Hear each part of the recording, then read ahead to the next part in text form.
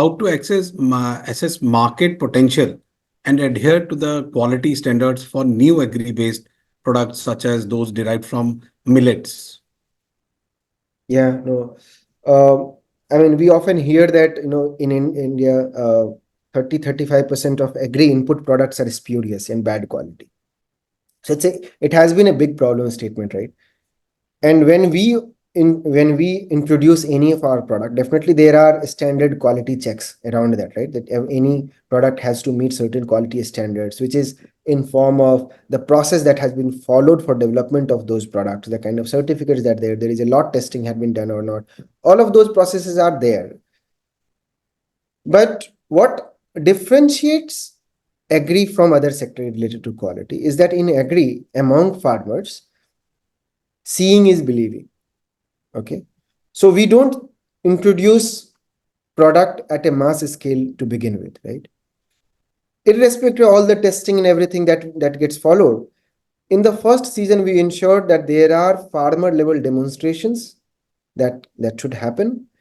Farmers should not just see the quality of the product but also its efficacy, of also the yield improvement or the cost reduction.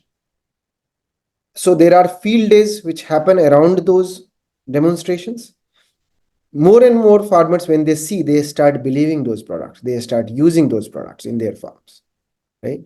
So there is a lot of focus that we, or emphasis that we put on ensuring that every product that we introduce to the market, every new product, every new molecule that we improve, or the variety of seed that we introduce to the market, we try to ensure that maximum number of farmers can see the demonstration of those products.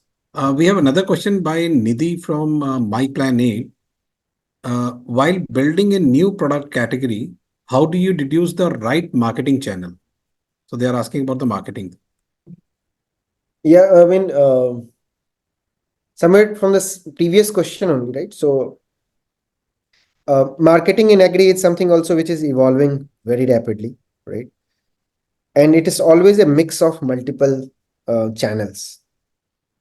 But then there is no single formula. It depends on nature of the product, right? So there are two kinds of marketing things here, right? One is essentially a product-based marketing. So if we are introducing a certain product, there we see that, okay, if that product is there or relevant for a farmer for a very short period of time, like seeds are only relevant for say 15 to 30 days in a year, or products like crop nutrition which are relevant for a few months, and then marketing strategies vary. And if you have to invest something around a brand marketing itself, then the strategy vary.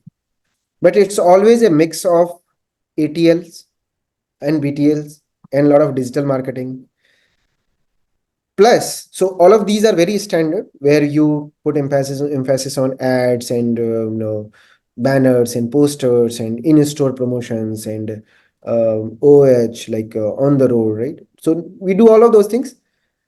Again, what differentiates in agri is that a lot of our marketing spend is also going towards awareness of those products with farmers, right?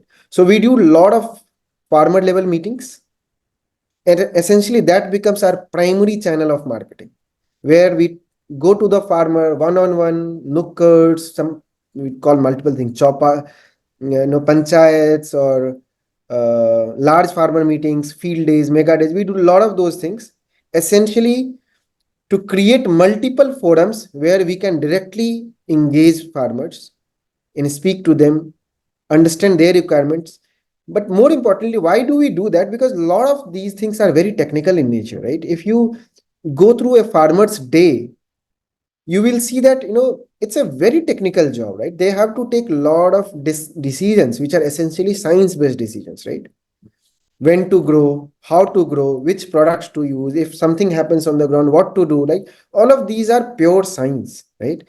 And hence a lot of our in-person meetings are essential, and that those meetings are done by agri scientists, those who are onboarded on their heart, right? So our people, they go there, they are technical experts, they go and talk about technicalities of those products to farmers in very simple terms. and that becomes our primary channel of marketing.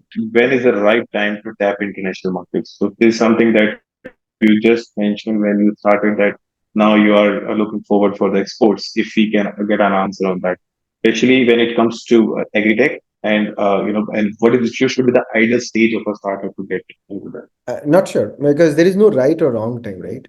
It depends upon what do you have to offer, right? International market or domestic market. Essentially, you're talking about someone who has the value of your products and services and who can pay for it, right? And if you feel that, okay, whatever you are building has the value for any international customer, go for it from the day zero itself, right? So Absolutely. there is never a right or wrong time. You should always look at for whom you are building those products and whether those are relevant for them or not, and just go for it.